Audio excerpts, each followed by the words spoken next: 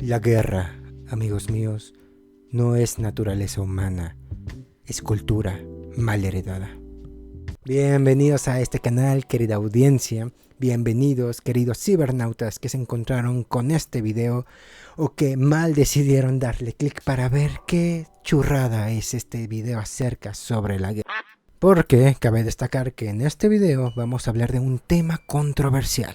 La guerra vista desde el lado cultural. ¿Acaso la guerra puede ser desaprendida? ¿Es necesario la guerra? ¿Por qué siguen habiendo conflictos? ¿Es la guerra algo necesario? Después de que la humanidad ha vivido tantas catástrofes, ¿por qué siguen habiendo guerra? Si se sabe, y se sabe de sobremanera, que la guerra solamente ocasiona destrucción a su paso, devastación, ¿por qué sigue habiendo entonces? ¿Es acaso la guerra una enseñanza cultural que puede ser erradicada desde el pueblo mismo?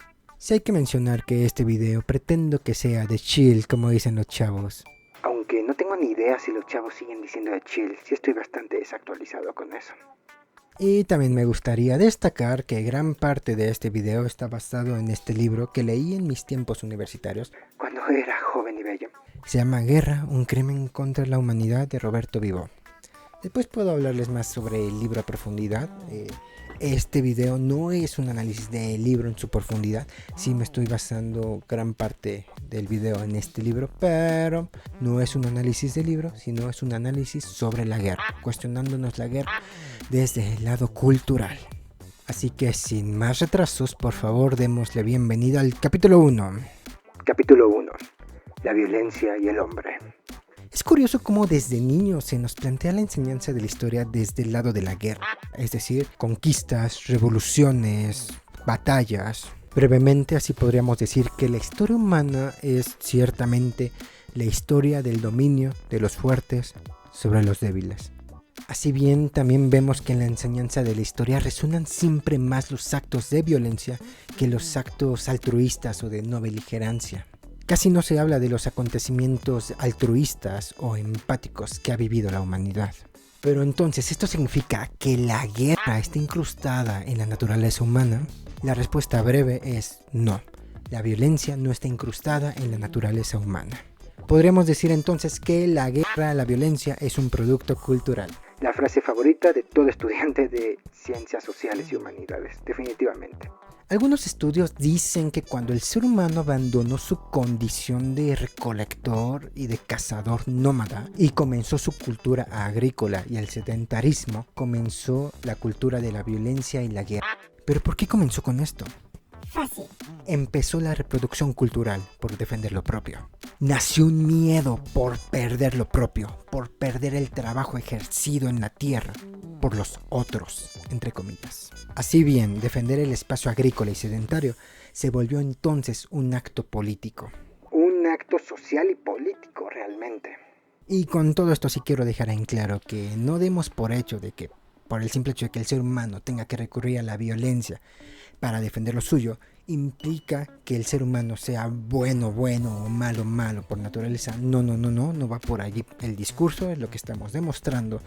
En el mejor de los casos podría decirse que el ser humano es un ser, es un animal que sabe negociar. A veces le sale mal, pero intenta. El antropólogo Santiago Genovés afirmaba que todas las acciones de agresión son actitudes aprendidas. Para Santiago Genovés le resultaba absurda la idea de que la guerra sea algo inevitable, puesto que la guerra no forma parte de la naturaleza humana. Decía que al ser un producto cultural, la guerra puede ser discutible desde varias fronteras, tanto políticas, legales, económicas, sociales. De igual forma, cabría mencionar que, dentro del Manifiesto de Sevilla, difundido por la Conferencia General de la UNESCO en la 25ª sesión en París, Francia, un 16 de noviembre de 1989, se proclamó que, esto sí lo voy a leer textualmente, la biología no condena a la humanidad a la guerra, al contrario, que la humanidad puede liberarse de una visión pesimista traída por la biología. Para todos ellos que siguen atorados con que si el hombre es bueno por naturaleza o es la sociedad que lo corrompe, que eso ya está más que superado, por favor, sí les digo que superen esa idea kantiana de que en el ADN se encuentra la maldad del ser humano. De hecho, es en la obra kantiana de 1795 sobre la paz perpetua que dice que que el ser humano es naturalmente violento porque vive en un estado de guerra constante, en un estado perpetuo de guerra. Al final Kant, aunque creía que el ser humano era malo por naturaleza, porque era inevitable en su ADN, a pesar de eso él decía que sí se podía llegar a un estado de paz, pero que ameritaba un gran esfuerzo entre los estados para llegar a ese estado de paz perpetua. Sin embargo, reitero, olvidemos esa idea kantiana de que está en los genes la maldad del ser humano, por favor. Y si Kant decía que el ser humano vivía en un estado de guerra constante, es porque han puesto a los ciudadanos, a la gente, en un estado de guerra constante. Tomando a otros dos cerebritos que hicieron mucho revuelo en el siglo XX y que mantenían esta discusión sobre si el hombre es malo por naturaleza o la sociedad que lo corrompe, pues fueron Einstein y Sigmund Freud. Estos dos loquitos mantuvieron un diálogo epistolar de conversaciones en cartas durante 1932 y entre todas sus discusiones y entre todo lo que se escribían en sus cartas, pues se cuestionaban sobre si el ser humano es bueno por naturaleza o si la sociedad lo corrompe. Einstein le planteó textualmente a Freud que ¿qué podía llevar a un ser humano a tal condición de querer arriesgar su vida en querer aniquilar su propia existencia con tal de ir a la guerra? ¿De dónde nace tan salvaje entusiasmo para cometer tantas locuras? La conclusión de ambos fue que, según el ser humano, tiene un apetito de odio y de destrucción. Freud lo describe como la pulsión de odio y la pulsión de destrucción. Aunque tengo entendido que esas ideas freudianas también están más que superadas. Y pues no hay que negar que el psicoanálisis siempre ha sido una pseudociencia. Entonces, de aquí no tenemos más canitas de dónde agarrar. De hecho, en contraposición, les voy a decir que el sociólogo Jeremy Rifkin plantea en su obra La civilización empática el replanteamiento de que el ser humano es un ser utilitarista, interesado, materialista y agresivo por naturaleza. Rifkin exacerba en su obra de que las sociedades empáticas tienen mayores impactos y consecuencias trascendentes. Plantea la idea de que no hay que desestimar la empatía como fuerza motriz en el desarrollo humano. Rifkin plantea también que nuestra capacidad de reconocer a los otros y reconocernos en nosotros es profundamente democratizadora. La empatía, amigos míos, es el alma de la democracia. El sincero reconocimiento de que cada vida es única y digna en todas las esferas sociales es la que demuestra el verdadero valor de una democracia y sus instituciones. Rifkin nos habla así de una extensión de la empatía. Rifkin también nos habla en su libro sobre cómo las democracias han logrado expandir la empatía, ya que Rifkin afirma que gracias a la empatía se han logrado hacer leyes y políticas sociales que incluyan cada vez más a aquellos que la historia de la violencia se ha negado a reconocer, a aquellos que la historia de la violencia ha marcado como infrahumanos. Y lo que voy a decir solo es el ejemplo de cómo la historia antes recalcaba a estas personas como infrahumanos. Mujeres, homosexuales, discapacitados, personas de color, minorías étnicas, distintas religiones, animales y hasta el medio ambiente. Entonces bien, no está en la naturaleza humana ser una especie violenta o afín a la destrucción. Los estudios de las muchas y variadas sociedades humanas a lo largo de la historia arrojan este resultado. Lo natural en el ser humano es hacer cultura. Lo único que se repite de manera unánime y sin excepciones es que el entorno en el que se nace y crece condiciona el comportamiento y la visión del mundo. Y gracias a todo esto se forja una cultura. Capítulo 2. Proceso de deshumanización.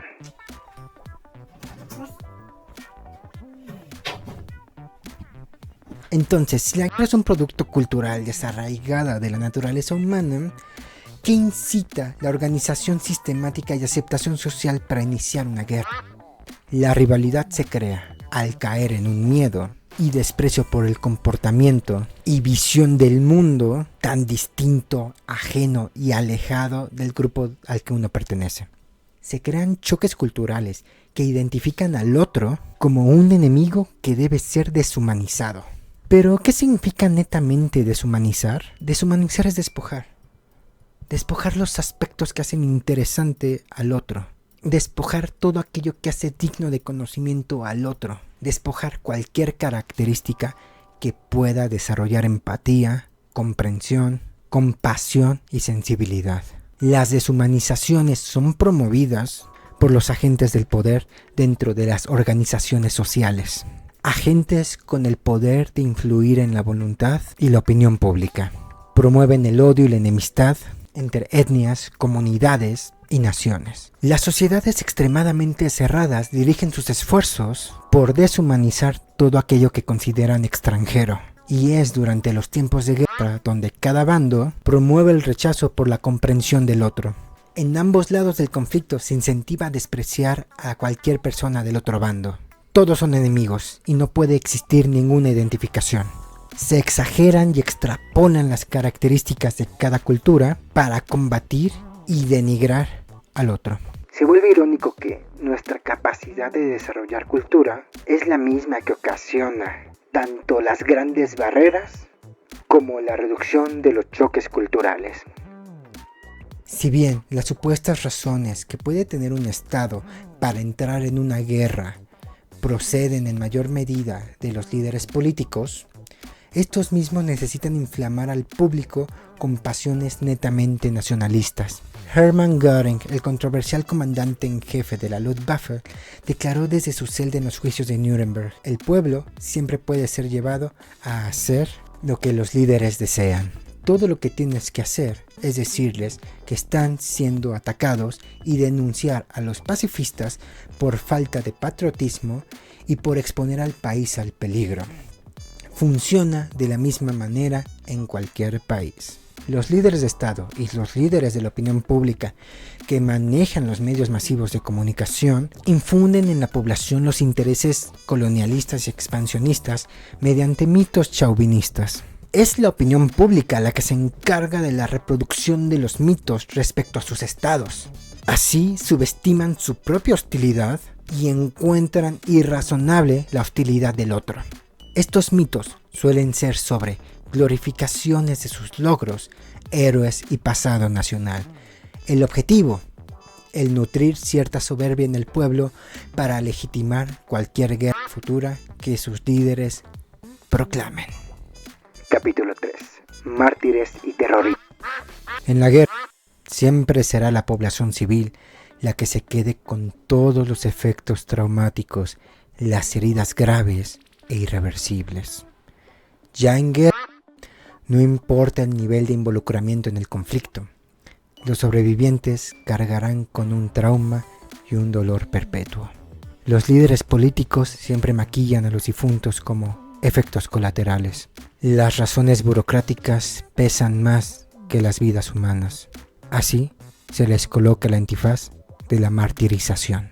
Los líderes políticos y de la opinión pública exaltarán la idea de que los muertos dieron sus vidas en pro de la libertad, la justicia o las revoluciones. Una guerra, así sea de independencia, no la hace menos guerra ni menos cruenta. No hay menos muertos ni menos injusticias. Así bien, podríamos decir que el estado de guerra perpetuo del cual habla Kant, que ya dijimos que no proviene del ADN, sino de una manipulación de los líderes políticos y de la opinión pública. Los líderes políticos no buscan que estemos en paz con nadie ni con nosotros mismos. La guerra, entonces, es usada como un acto terrorista. Siempre debemos estar alerta, con tensión, con miedo. Siempre debemos estar dispuestos a morir.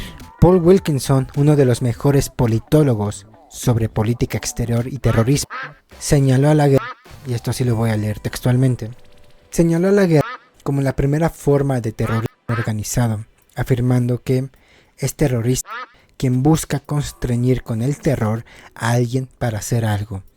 Para el terror políticamente motivado, el objetivo generalmente es crear un clima de miedo entre un grupo de personas más amplio que el de las víctimas inmediatas de la violencia. Las campañas de terror pueden ser usadas como propaganda por las causas. Entonces bien, la guerra busca sembrar miedos irracionales que los gobiernos y los imprudentes medios de comunicación exacerban y acentúan, declarando un supuesto alto riesgo al modo de vida que supuestamente están protegiendo. Entiéndase que la guerra oficializada ya entre dos o más estados ya es la forma última para la resolución de un conflicto o el apoderamiento de los bienes para el beneficio propio y exclusivo. Antes de todo esto, se crean situaciones de terror, ocasionar miedo entre la población, ya sea como ataque o como defensa. Cada bando va a designar al otro como más terrorista y cada uno se describirá a sí mismo como víctima de las agresiones terroristas, más que como agresores.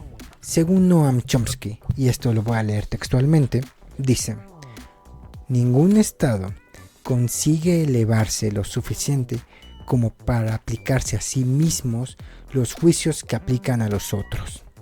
De igual forma, los estados contemporáneos evitan formalizar una declaración de guerra y acuden al terrorismo y a la violencia contrainstitucional. Para demostrar cierta superioridad contra el enemigo, los estados ejecutan operaciones paramilitares, conflictos que no conllevan al uso de las fuerzas armadas ni declaraciones de guerra aceptadas bilateralmente. Al final de cuentas, el terrorismo y la guerra solo destruirán a los más inocentes. La población civil es la que va a vivir con las consecuencias y a sufrir con el conflicto, con sus azotes, y sufrirán las consecuencias de los intereses de sus líderes. Para terminar este capítulo, leeré una lista de acontecimientos bélicos cuyos líderes promovieron y exacerbaron y dejaron una gran cantidad de difuntos. Todo por los intereses de sus líderes políticos. Es una breve lista de las múltiples guerras que han existido en la humanidad, pero quizá estas sean las que más muertos dejaron a consecuencia de. Para esta parte voy a decidir sentarme y leerles para mayor comodidad. 1. La campaña de Julio César por las Galias. De acuerdo con el historiador Plutarco, esta campaña bélica dejó 800 ciudades conquistadas, 300 tribus celtas germanas subyugadas, 1 millón de esclavos vendidos y 3 millones de muertos en batalla. 2.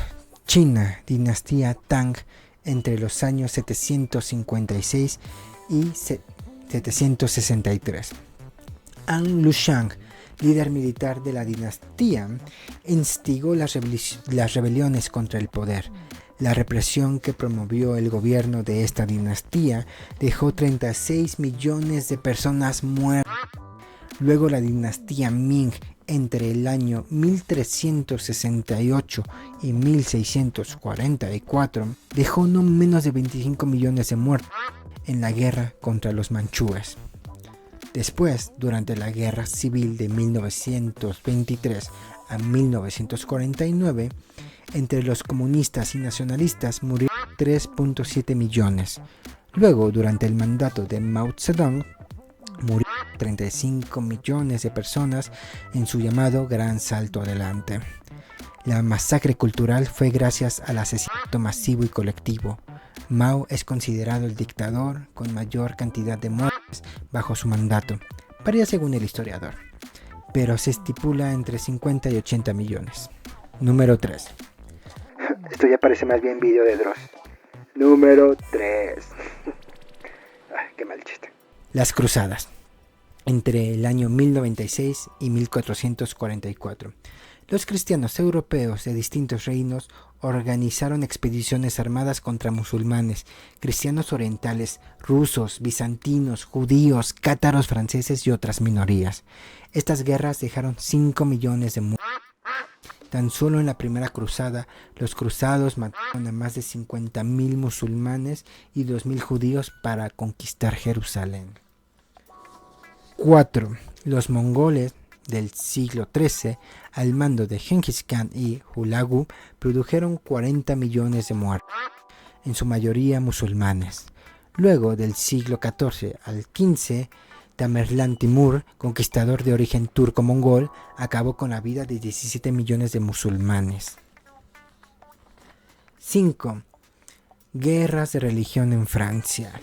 Los católicos franceses u ogotes causaron aproximadamente de 2 a 4 millones de muertes entre los años 1562 y 1598. Se destaca la noche de San Bartolomé, donde los católicos franceses asesinaron a 2.000 hugonotes. 6. Imperio Británico. Qué asco. En su periodo de mayor colonialismo, los dominios de Victoria I se repelieron rebeliones contra la corona, dejando 100 millones de muertos en 60 años. 7. Primera Guerra Mundial. En este conflicto participaron 67 países. 4 años en guerra dejaron a 16 millones de muertos y más de 20 millones de heridos. 8. Genocidio del pueblo armenio. Considerado el primer genocidio del siglo XX, en el extinto Imperio Otomano se planificó el exterminio de 2 millones de armenios entre los años 1912 y 1918, totalmente orquestado por el gobierno de Enver Pasha. 9. URSS de Stalin. De 1924 a 1953, el hombre al mando de la Unión Soviética fue responsable directo de la muerte de 40 millones de personas, mediante las purgas, hambrunas, colectivizaciones forzadas y limpiezas étnicas. La gran hambruna ucraniana de 1932, con el objetivo de someter a la población, dejó 7 millones de muertos ucranianos en 2 años de hambruna, agotamiento físico, actos de canibalismo y represiones. 10. Segunda Guerra Mundial. De 70 a 80 millones de muertos aproximadamente en 6 años. El conflicto bélico más atroz hasta la fecha. Devastación de poblaciones enteras y el lanzamiento de las bombas atómicas de Hiroshima y Nagasaki.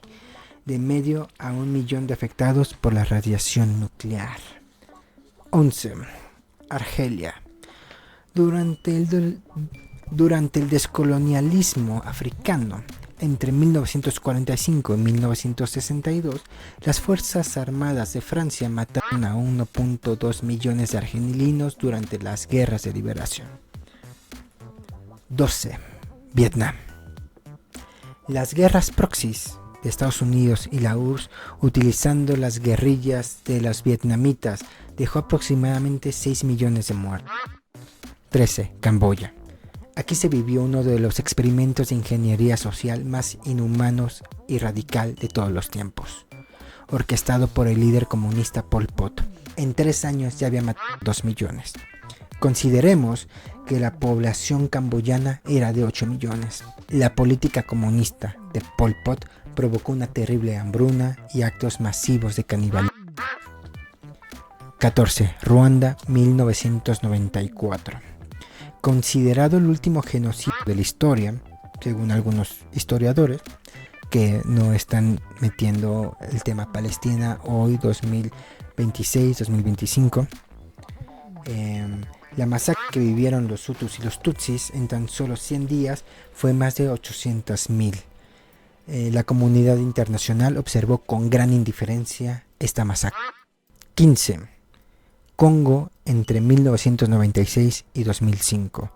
Las guerras y conflictos situados en la República Democrática del Congo han causado 5.4 millones de muertos, lo que se conoce como la Primera y Segunda Guerra del Congo y gobierno de transición. Se cometieron incontables crímenes de guerra que quedaron impunes, violaciones masivas de mujeres, incluidas niñas, exterminio de varones y niños para marcar el terror.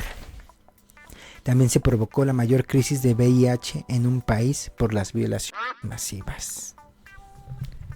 Me pregunto si YouTube me irá a censurar este video. Oh, carajo, si llegaste hasta aquí, por favor, dale like, comenta, comparte estos temas sociales que son, pues sí, así lo diremos, para incomodar. Pero no para incomodar de una manera insana y poco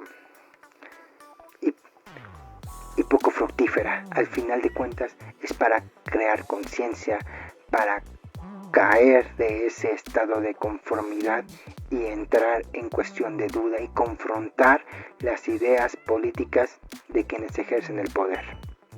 Igual, si no quieres cuestionar tan lejos, puedes entonces visualizar tu vida y ver con qué clase de privilegios o con qué clase de cosas puedes estar llegando a vivir mientras el mundo está pasando por ciertas pesadillas. Algunas partes del mundo, algunas personas. 16. Kurdistán. La matanza sistemática que ha vivido el pueblo kurdo por parte de los gobiernos de Irak y Turquía. El régimen de Saddam Hussein mató a 5.000 kurdos, siendo niños la mayoría, cuando se preparaban para ir al colegio. 2 millones de kurdos fueron asesinados por su régimen. Luego, tras la invasión de Estados Unidos en su declarada guerra contra el terrorismo, se estipula que 200.000 personas murieron, más de la mitad civiles inocentes. 17. Siria. La dinastía Al-Assad, que gobernó desde 1970 hasta 2012, ha dejado una cifra de 13 millones de muertos, entre perseguidos políticos, presos, desaparecidos, reprendidos. Esta dinastía es considerada el gobierno árabe más represiva de la historia. Capítulo 4. Buscando una paz inexistente. Si es cansado, Si es cansado hacer esto. Estoy cansado, jefe. Cansado de tanto viajar solo como un gorrión en la lluvia.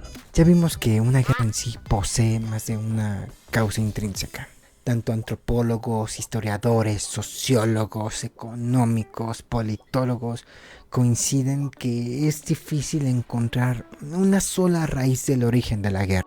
Los escenarios son variados y complejos, pero lo más acertado o un punto medio al que suelen llegar estos estudiosos es que las guerras siempre son originadas por la lucha de algún tipo de poder, la dominación del otro o la resistencia de la misma. La guerra es la imposición de la voluntad, sin buscar armonizar los deseos y necesidades que todos los grupos en conflicto poseen.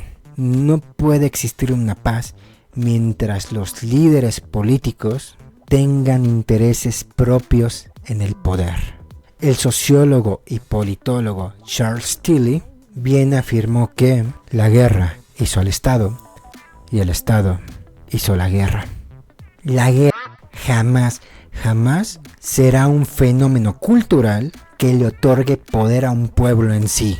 Por el contrario, las guerras son mecanismos que sirven al interés de los grupos de poder, económicos, políticos, militares, religiosos, administrativos, mientras las clases dominantes manipulen a los pueblos para pelear por sus causas y beneficios, no existirá la paz.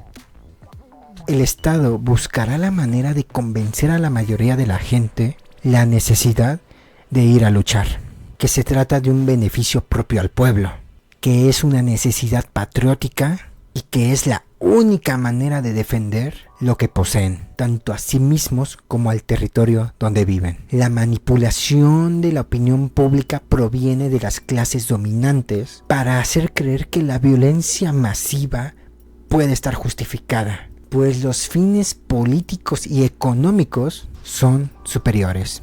Estos objetivos que las masas escuchan poco o nada tienen que ver con las verdaderas razones de la guerra, con sus verdaderas causas. Michael Howard escribió esto y lo leeré textualmente.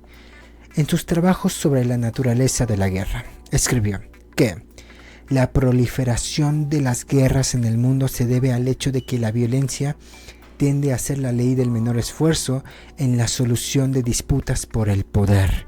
Ciertamente, la paz es un tema mucho más complejo que la guerra. La guerra será la acción fácil para imponer la voluntad sobre los débiles. La respuesta del sometido usualmente será generar miedo a los fuertes mediante ataques sorpresas que causen daño a inocentes, crear caos e inseguridad.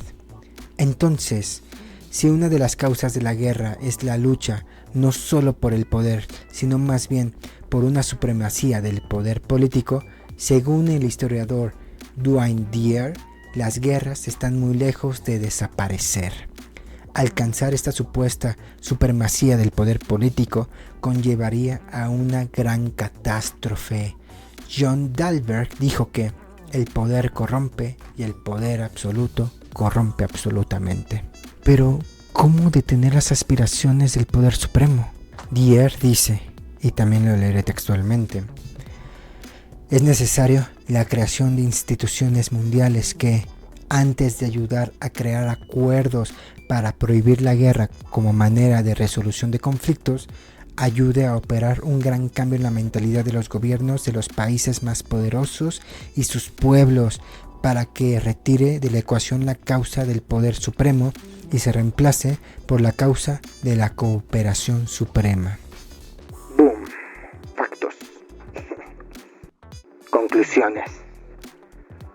Qué pesado estuvo todo este tema, ¿no lo creen? Es complicado, es complejo, es bastante agotador. Yo tuve que sentar porque de tanto tema fuerte y que hablamos, pues uno queda débil, se tiene que sentar y recobrar sus energías y la fe en nosotros los humanos. Dicen que la historia está condenada a repetirse, pero eso no es verdad. La historia está condenada más bien a ser reinterpretada por quienes la habitan. Y entonces ahí radica nuestra responsabilidad, porque entonces la violencia organizada ha sido durante siglos el mejor lenguaje para alcanzar el poder, porque parece ser que es el lenguaje más eficiente para llegar y controlar y mantenerse en el poder. Pero no es el único posible, porque así como nos enseñan y aprendemos a temerle al otro, podemos enseñar y aprender a reconocerlo y a reconocernos en los otros. Nuestra misma capacidad cultural que ha levantado fronteras y barreras, mitos nacionalistas y enemigos, puede convertirse en terreno fértil para una revolución más radical, la de la co-creación. Co-crear significa dejar de entender al mundo como un tablero en disputa y empezar a asumirlo como un espacio compartido, un tablero compartido en construcción. Significa sustituir la imposición por el diálogo, la supremacía por la interdependencia y la competencia por la colaboración. Y esto, amigos míos, no es una postura ingenua, es una postura profundamente política. Es desactivar el mecanismo que hace posible la guerra desde su raíz cultural. La empatía en este sentido no es una emoción débil ni un lujo moral, sino una herramienta subversiva. Reconocer la dignidad del otro rompe todo proceso de deshumanización que toda guerra a fuerzas necesita para existir. Mirar al supuesto enemigo como un humano desarma todo el discurso que legitima su destrucción. La verdadera revolución, entonces, no consiste en conquistar territorios, ni en derrocar enemigos, sino en transformar la forma en la que nos relacionamos con la otredad. Y esto, amigos míos, es una revolución silenciosa, cotidiana y colectiva, que se puede llevar a cabo mediante la educación, mediante los medios de comunicación, mediante el lenguaje, en las disposiciones políticas y en cada uno de nuestros vínculos más íntimos. Si la guerra ha sido una creación cultural, la paz claramente lo es también. Es más, la paz debe serlo, pero no una paz pasiva o impuesta, sino una paz activa, construida entre todos, una paz co-creada. Porque al final no es si el ser humano es violento o empático por naturaleza. La verdadera pregunta es: ¿qué tipo de humanidad estamos dispuestos a ser o dejar de ser?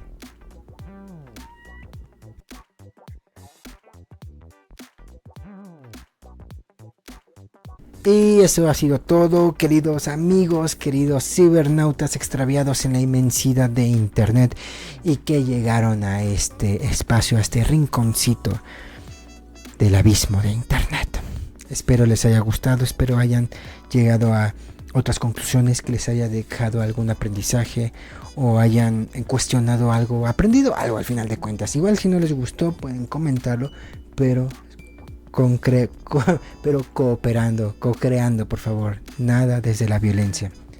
Ya me están mandando mensajes, debo atenderlos, mis otros deberes. Fue un gusto estar con ustedes. Mi nombre es Peter Dharma y si tenemos la oportunidad, nos veremos en la próxima.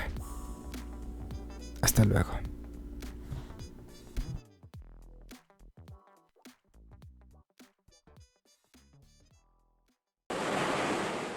El Granma se concibió, bueno, hoy se llama Granma, Pero ya nosotros desde Isla de Pino habíamos elaborado una estrategia de lucha. Incluía su parte política para demostrar que no había ningún tipo de solución pacífica en las condiciones existentes en nuestro país, bajo la dictadura de Batista. Pero teníamos que demostrarlo ante la opinión pública, para dejar bien sentado que si se iba a producir una guerra, no era por deseo de los revolucionarios, sino por una necesidad inevitable que imponían las condiciones políticas existentes en Cuba. Y en este sentido había mucho la influencia martiana.